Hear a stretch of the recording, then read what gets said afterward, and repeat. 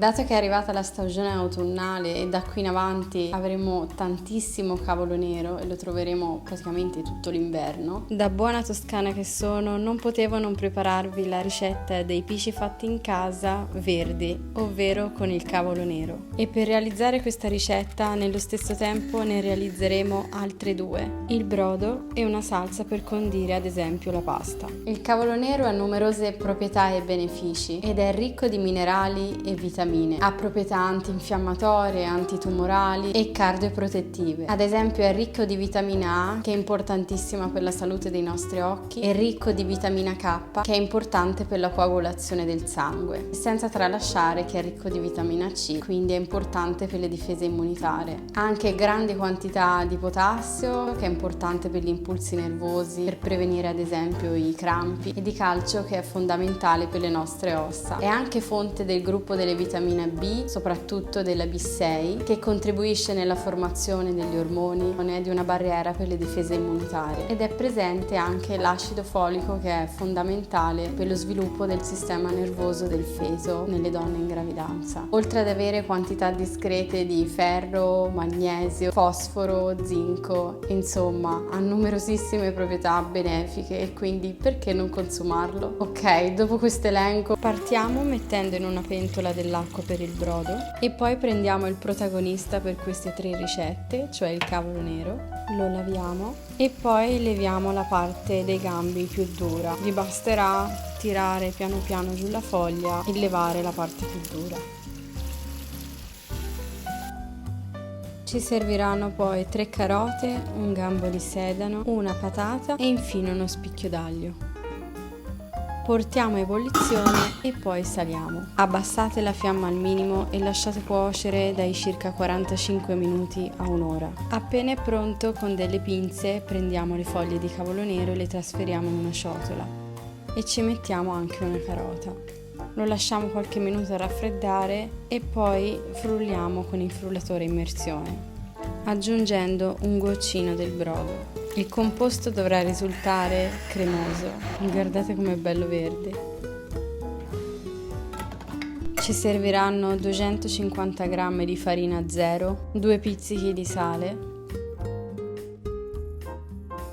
e 140 g di cavolo frullato. Di solito su 250 g di farina la parte di liquidi dovrebbe essere la metà, quindi 125, ma dato che è cremoso e non liquido, quindi ne servirà un po' di più. Comunque, come consiglio, mettetene un po' per volta perché in base alla vostra consistenza potrebbe servirne di più o di meno. Io ho dovuto aggiungere un goccino mini di brodo, mettetelo anche voi perché così l'impasto diventerà più morbido. Lavorate a mano l'impasto per pochissimo tempo, per circa 2 minuti.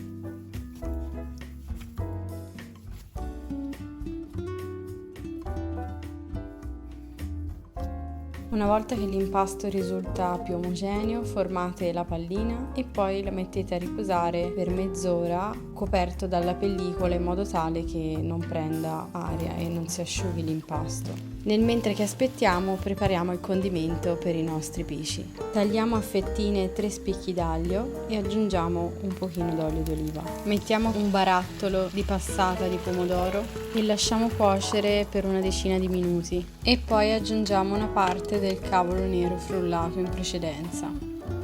Saliamo, mescoliamo e dopo 1 minuto possiamo spengere il fuoco. Se avete dei ceci in scatola potete aggiungerli al condimento.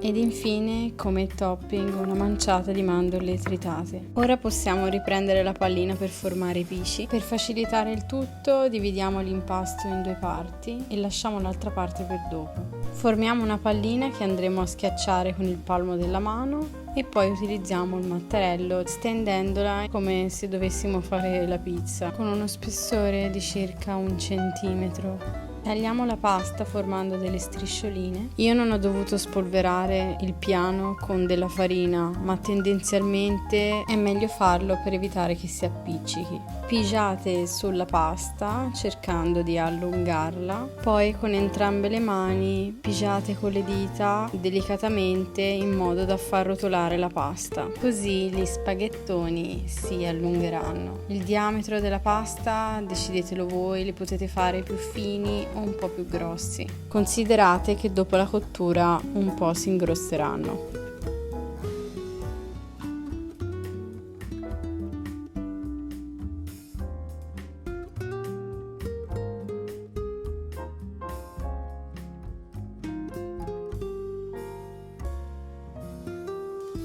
Per quanto riguarda la lunghezza non vi preoccupate, non devono essere super precisi. Appena bolle aggiungete il sale e poi mettete i pisci.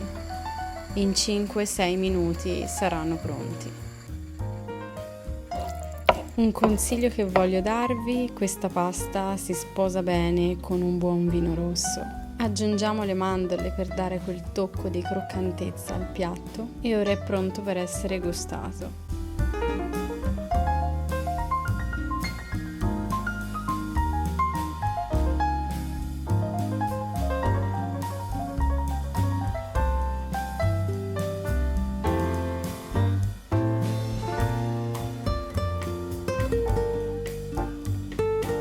Grazie per essere stati qui con me, mi raccomando, taggatemi su Instagram quando fate le mie ricette, questo mi renderebbe davvero felice e noi ci vediamo alla prossima. Ciao!